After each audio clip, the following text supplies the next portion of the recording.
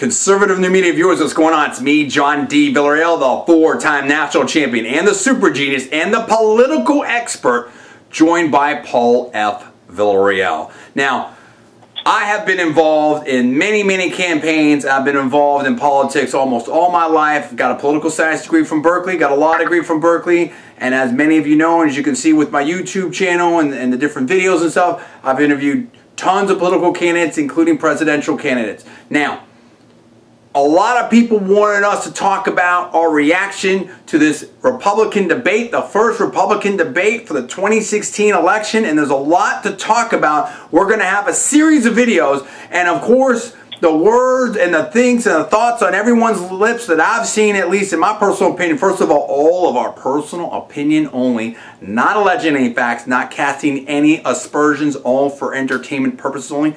Please check the disclaimers. People, Paul, are talking about Donald Trump. They're talking about this interchange, confrontation, whatever you want to call it, between Donald Trump and Megyn Kelly of Fox News. I mean, even Bill Maher seemed to say that it seemed like, you know, Fox was out to get. I'm paraphrasing completely. You can see there's a clip of Bill Maher's latest real time. But they seem to make it seem like Fox News was... a lot of people feel, Paul, right or wrong, that maybe the questions weren't totally, you know, even or fair to Donald Trump. What do you think about that? And I know we have a topic here. I mean, see, the thing of it is, before I'll right back to that. The thing of it is that there's a new phenomenon now. We're going to touch in this. We believe we're going to touch on this video. We've got a bunch of videos coming on Trump, but you know, this whole celebrity aspect, I think it's a new situation that we're dealing with and post-Obama presidency, or really post-Obama campaign, that first one. But let's talk about quickly, because I know a lot of people want to talk about it. There seemed to be a strong reaction there about the fairness or unfairness or just the whole situation there with Fox News and the questioning of Donald Trump. What's your reaction on that? Look, when we did the immediate post-debate reaction, I said that I thought that the questions from Megyn Kelly and the other moderators were a little tough for Donald Trump, and we immediately got reaction in the comments from viewers saying it looked like they were out to get Trump. It looked like it was a setup against Trump. So I feel like that. It felt that way to me as a viewer watching it. It looked like there was an effort to try to take down Donald Trump in some way or fashion. I don't know how extensive it was or whatever, but it did seem like they were kind of going after him a bit. Well, there's a couple things I want to say about that, and I want to get to the subject of this video with the celebrity aspect, and now maybe how the campaigns could be different in this going forward, right? In this campaign and going forward. If you're going to give tough questions to one candidate, you need to give tough questions to the other candidates. I can understand more of a focus on the front runner. That's sort of somewhat what some people are saying. But again, you know, it's like in baseball, Paul. I'll make that analogy. If you're going to call a strike in one part of the plate for a batter, you need to call a strike for the same part of the plate for the same batter. You know, you don't throw softballs to one batter and then throw fastballs to another batter. I mean, there has to be, you know, some sort of sense of fairness. It's not all going to be absolutely equal. It's a matter of degree. I just felt personally that it seemed like it was just a little too, it didn't seem quite as fair as I would, in my personal opinion, as I would have liked to have seen in terms of the level of intensity of the questioning and, quite frankly, the relevancy of the questioning. This is a presidential debate. We want to know about issues. We want to hear about what, you know, these candidates are going to do with their plans for the economy, with their plans for foreign policy, with their plans for the debt. I mean, there's all kinds of different things that are really critical as opposed to some of the personal stuff. I understand you can mix it up. It just seemed there was a little too stilted one way or the other. You know, there is no perfect debate. There is no perfect question. We get that. Now, let's talk about what we want to talk about on this video, because this is absolutely critical. You brought up a point when we were talking, and I thought it was brilliant. And I'm giving you the credit for that, and we're going to talk about it right now. Lay it out, and I want to react to it, the celebrity aspect. now, and why this Donald Trump phenomenon is so powerful, and why the insiders and the regular political consultants seem to be having a hard time dealing with it. I want to hear about that. Yeah, what I said to you off camera was that what I think is happening now is that Donald Trump is following a similar model or trajectory as to the one that Barack Obama traveled on in the 2008 campaign, which is there was kind of a celebrity or charisma or whatever you want to call it aspect to Obama's campaign. And that fits perfectly for Donald Trump because Donald Trump is a known celebrity and has been a known celebrity for 20 or 30 years. And so now what's happening is with Trump and he had the Apprentice show and the various tie-ins and his pageants and everything, he's using this kind of reality and Kim Kardashian culture, and it's elevating him in a way that I think Obama was elevated, but now it seems like the establishment doesn't like that, whereas they liked it in 2008. It is interesting. It seems that Donald Trump is an absolute bona fide worldwide celebrity.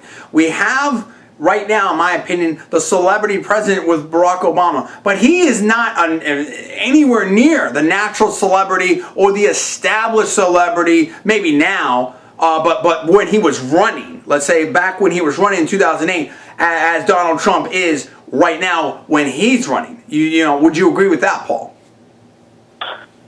I completely agree with that, because this is part of what I think is helping Trump out, is that he's kind of a known quantity, and he's a known celebrity quantity.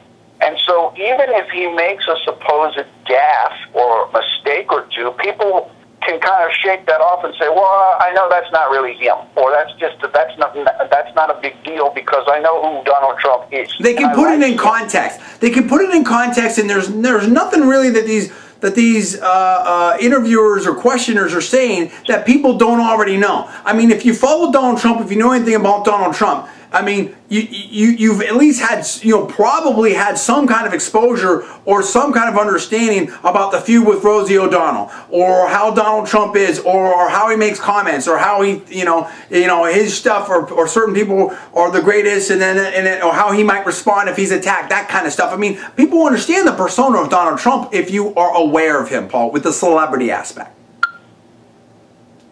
And I think the same way that we talked about with Hillary Clinton, there's a certain immunity for Hillary Clinton because everybody knows who she is, and there's been so many scandal charges and such over the years, it's kind of like people kind of disregard it. But with Trump, it's like what you just said.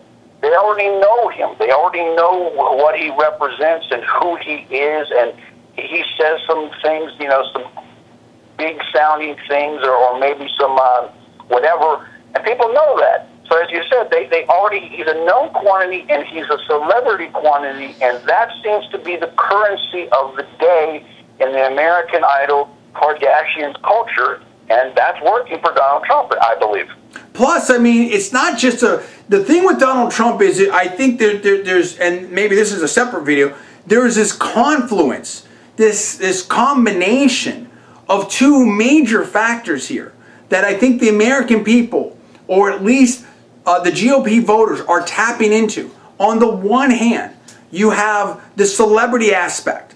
Just as you said, someone I know, name ID, exposure, earned media, all these things that are just absolute fuel for a campaign, right? That you just absolutely need. Why do you raise all that money as a campaign? So you can get your message out, and so that you can build some name ID for your candidate. Donald Trump already has that, and he frankly doesn't need the money. And if he needed the money, he's got the money. So you've got all that, the celebrity aspect in that, and like you said, some of that immunity, some of that known quantity already. But it's not just celebrity. It isn't like you were saying, whoever it could be, a Brad Pitt, a Demi Moore, a Kim Kardashian, or someone, who just says, you know what, I'm running for office. It's not just a celebrity.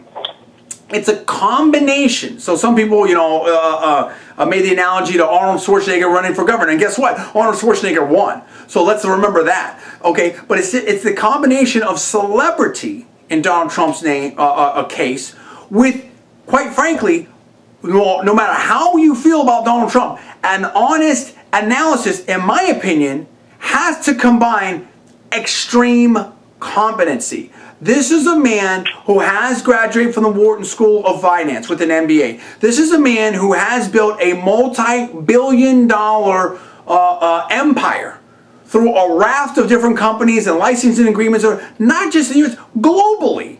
Okay, and he has, like you said, Paul, he succeeded in New York, and he succeeded globally, and he's done it for over 30 years. He's been a published author. He's had hit TV shows. He's built, casinos and buildings, and on and on and on and on. I mean, that is a phenomenal resume. That is real competency. That's real experience. And I think that the American people, they want, in other words, what I see happening with this Donald Trump stuff is that people care less about what he says or the personal stuff or the fights or whatever.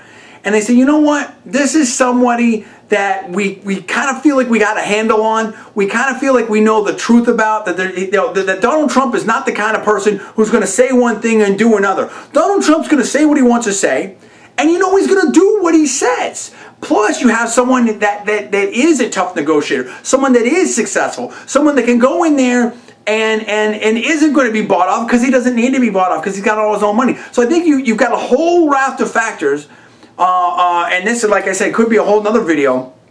And I don't think that the establishment, I don't think that the political consultants, I don't think they get it, Paul. Do you agree with what I'm saying?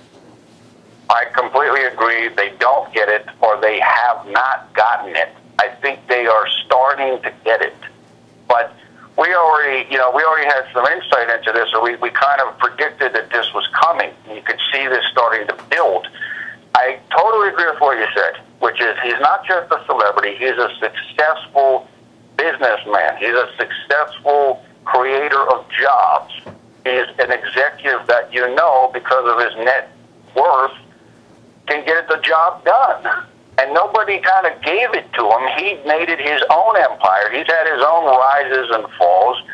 And so we have this period of time where kind of U.S. is a little bit on the downswing, or, we kind of have some stagnancy all the way to going back to the 2008 crash. And so now you have this guy who's got decades of celebrity and fame and charisma, and he's saying, look, we don't like what's going on in D.C., and I'm the person to change it, and you can trust me because you know me, and you know I'm successful. You know what I'm going to do. You know I don't need to be bought off. And I just think that this is the right message at the right time from the right candidate. Right. People believe that Donald Trump can clean it up. People also, like you said, Americans, I think there's a feeling like, Rush talks about this, a lot of other people have talked about this, about a feeling like, maybe our best days are over or whatever like that. Donald Trump represents, American success, unabashed and proud American success. And I think that, we've seen that the whole city on a hill, that kind of cowboy swagger, if you will, from Ronald Reagan before. And again, Ronald Reagan was an outsider, and I think Donald Trump is a return to that with, an updated spin on it. Yeah, I think that's it.